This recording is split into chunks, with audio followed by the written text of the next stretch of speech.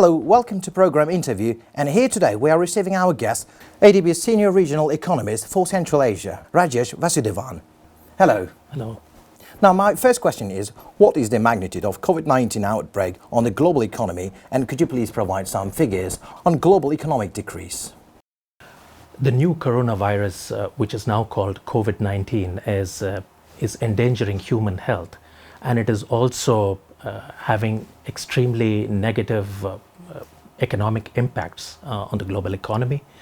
The COVID-19 is the effects of this is affecting both the demand side as well as the supply side of the global economy in terms of disruptions to the production networks and trade, and also a reduction in incomes and profitability as a result of rising employment, the combined effects of which really have put a tremendous fiscal strain on especially the developing economies.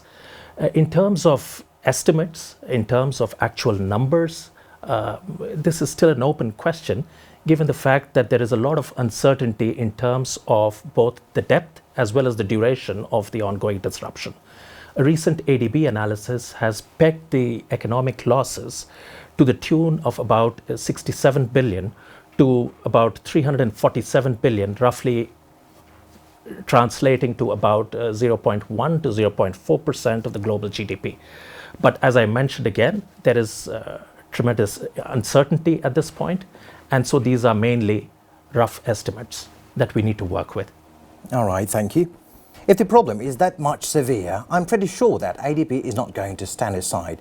So can you tell me about the ADB's assistance to developing Asian countries?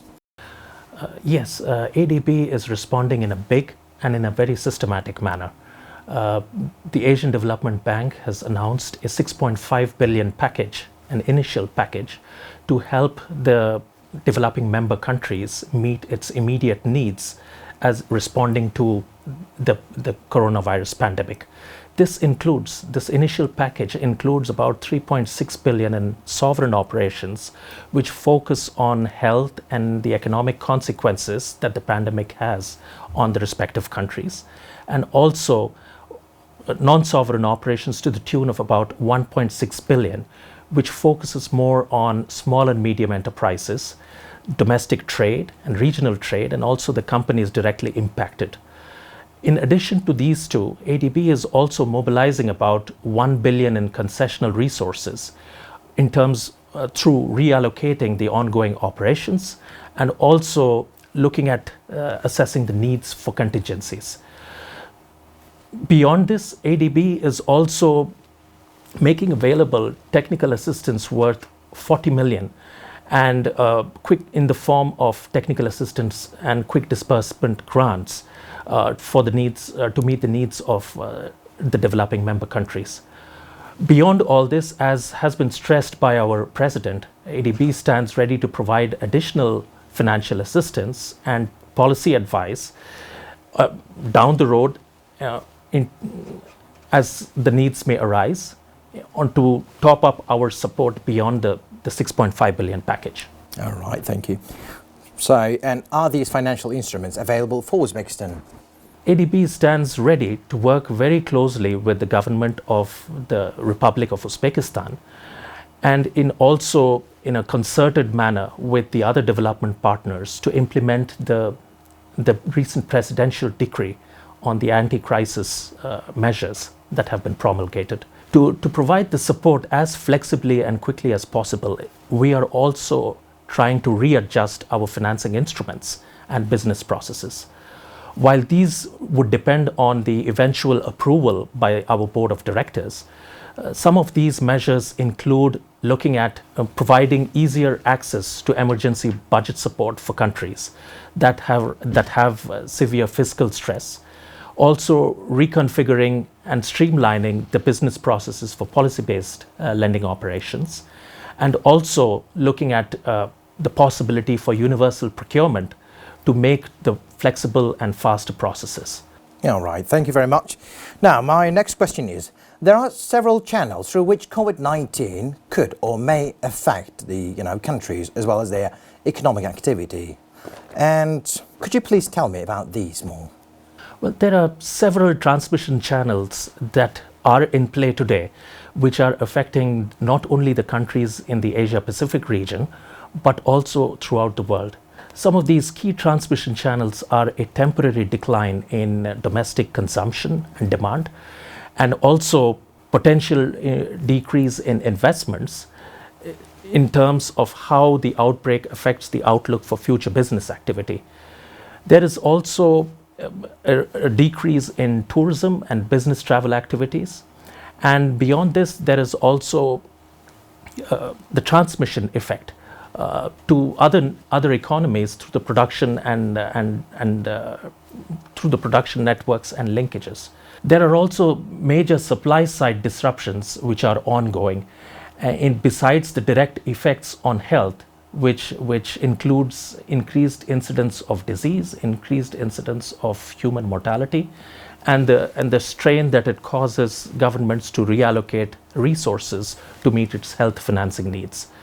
In the case of the oil exporting countries or economies of Central Asia, it is already affected by the plunging oil prices, which is expected to affect the fiscal buffers and also the growth forecasts going forward, the growth prospects going forward. On the other hand, the oil importing economies are expected to receive lower levels of remittances inflows and also a weakening demand in its key trading partners, including the People's Republic of China. The Republic of Uzbekistan has taken very decisive and prompt measures to mitigate the socio-economic impacts of the unfolding crisis. Case in point being the anti-crisis program and measures that have been put in place by the government, and also the 4 priority areas. Beyond this, we hope that this would complement the ongoing series of measures that the government is already putting in place, even as we speak, in terms of early identification and containment of the outbreak under the guidance of the World Health Organization. What could governments do to mitigate the impact of COVID-19?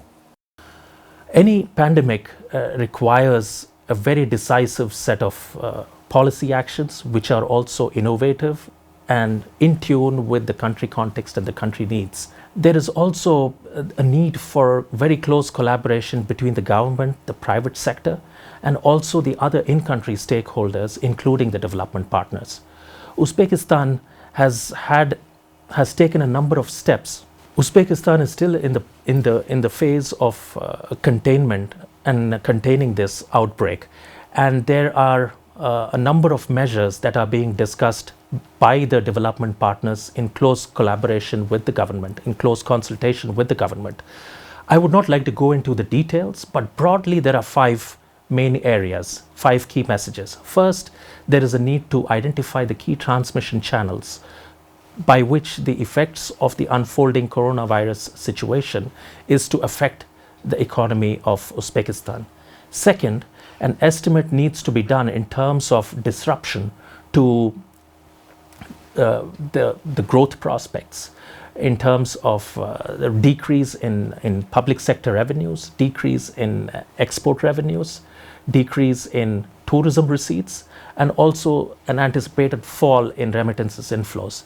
Third, we also need to look at the assessment for the adequacy of the existing social protection systems, given the effects that would have on especially the vulnerable sections of the population through channels such as employment, channels such as prices, and also access to services and goods.